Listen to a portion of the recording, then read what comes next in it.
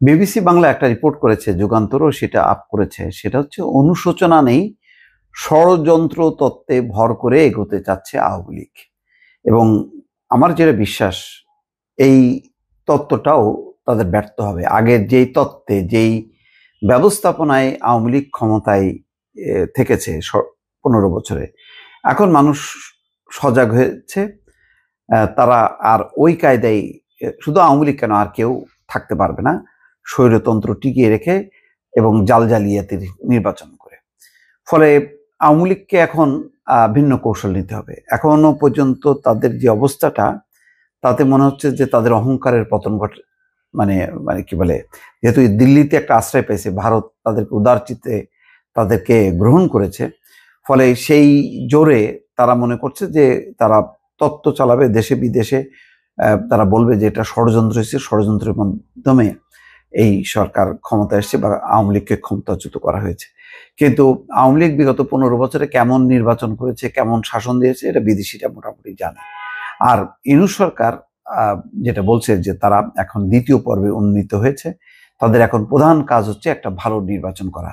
আর সেই নির্বাচন লক্ষ্যে যদি তত্ত্বাবধায়ক সরকার ব্যবস্থা প্রবর্তিত হয়, তাহলে আর যতই আওয়ামী লীগ নির্বাচনে আসুক বা না আসুক, যতই তারা বলুক না কেন যে ষড়যন্ত্রের কথা, সেটা আর ধোপে টিকবে না।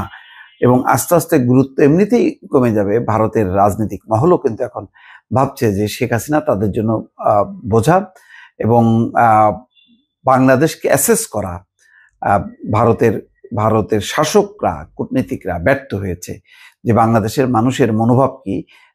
দিনের মানে এক একটা পর্বের যে জালিয়াতি নির্বাচন, আয়নাঘর, তারপরে দমন পীড়ন, একতরফা রাজনীতি, একতরফা সংসদ, ফলে এখানে একটা জবাবদিহিমূলক পার্লামেন্ট নেই, জবাবদিহিমূলক সরকার নেই।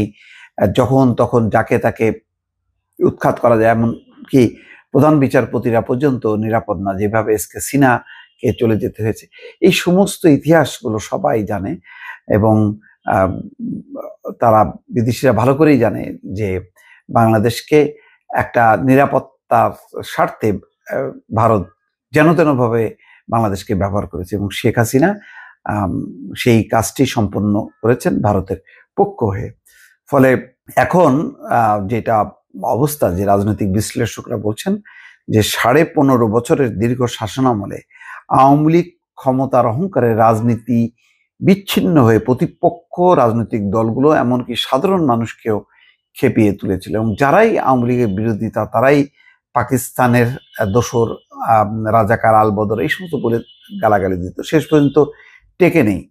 এবং সেই পটভূমিতে পতনের আগ মুহূর্ত পর্যন্ত ছাত্র জনতার আন্দোলনে আওয়ামী লীগ সরকারের দমননীতির কারণে সাধারণ মানুষের মধ্যে তাদের প্রতি এক ধরনের নেতিবাচক ধারণা তৈরি হয়েছে। এছাড়া জামাত, এনসিপি এবং দলগুলোর বর্তমান রাজনীতি নিয়ন্ত্রণ করছে, তাদের সঙ্গে অন্তর্বর্তী সরকারও আওয়ামী লীগ বিরোধী অবস্থানে আছে। অর্থাৎ এখন যতই এনসিপি জামাতের সাথে বিএনপির দূরত্ব থাকুক না কেন, সরকার, বিএনপি, জামাত, এনসিপি বা অন্যান্য দলগুলো কিন্তু আওয়ামী লীগ প্রশ্নে আবার একাট্টা। তারা কোনোভাবে আওয়ামী লীগের যে বয়ান, আওয়ামী লীগের যে ন্যারেটিভ তারা দাঁড় করানোর চেষ্টা করছে যে এখানে ষড়যন্ত্র, জঙ্গিবাদের উত্থান হয়েছে, এইগুলো খাবে না। আন্তর্জাতিক অঙ্গনেও এটা আর কোনো ধোপে টিকবে না যখন তাদের 15 বছরের শাসনামল বিশ্লেষণ করা হবে। ফলে আওয়ামী লীগের নির্বাচন থেকে যদি দূরেও সরে যায়, এমন একটা ব্যবস্থাপনায় সরকার চলে যাবে যে যেখানে রাজনৈতিক দলগুলো নির্বাচন করবে কি করবে না, এটা তাদের ব্যাপার হয়ে দাঁড়াবে। এটা কোনো সরকার দায়িত্ব নেবে না যে মানে তাদেরকে ছাড়া চলবে না। কারণ সরকারকে ব্ল্যাকমেইল করে বেকায়দায় ফেলে কোনো দল যদি নির্বাচন না আসতে চায় বা নির্বাচনে অংশগ্রহণ না করে, তাহলে তাতে খুব একটা আসবে যাবে না। কারণ একটা নিরপেক্ষ নির্বাচনের জন্য একটা ব্যবস্থাপনায় একটা তত্ত্বাবধায়ক সরকার গঠিত হতে যাচ্ছে। ফলে এই অবস্থায় মানে আমি আওয়ামী লীগ নেই বলে নির্বাচনের গ্রহণযোগ্যতা থাকবে না আন্তর্জাতিক পর্যায়ে, সম্ভবত সেই ধারাটাও বিলুপ্ত হতে যাচ্ছে। দর্শক ভালো থাকবেন, আল্লাহ হাফেজ।